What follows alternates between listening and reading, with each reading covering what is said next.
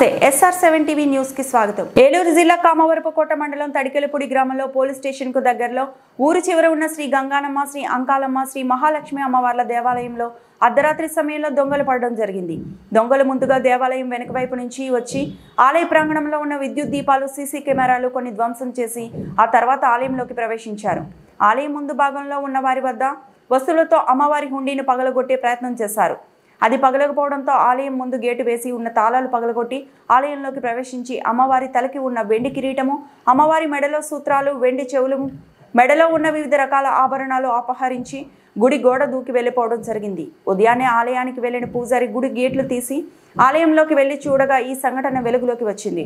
వెంటనే విషయం తెలుసుకున్న పూజారి స్థానికంగా ఉన్న తడికెలపూడి పోలీస్ స్టేషన్లో పోలీసు వారికి తెలియజేయడం జరిగింది. హుటాహుటిన విషయం తెలుసుకున్న పోలీసు అధికారులు Jangareddygudem CI Venkata Subhash, Tadikelapudi SI I Chennarao, వారి సిబ్బంది క్లూస్ టీమ్ స్క్వాడ్ సిబ్బంది రంగంలోకి దిగి ఆలయ ప్రాంగణంలో చుట్టుపక్కల దొంగల యొక్క ఆనవాళ్లను పరిశీలించడం జరిగింది.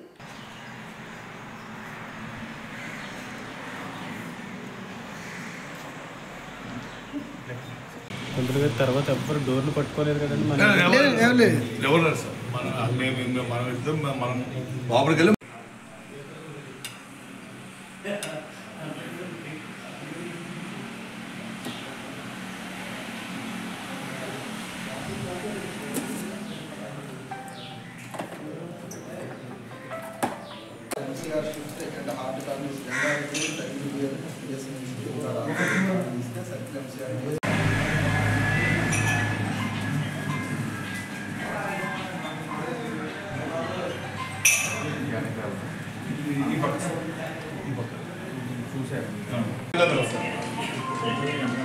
గుడి ప్రతిష్టాపన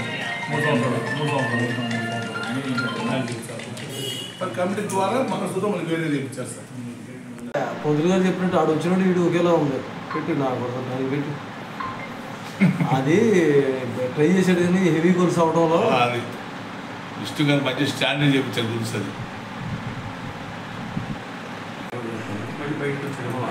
అది బయట ఇప్పుడు ఇప్పుడు తీద్దాం ఒక సెకండ్.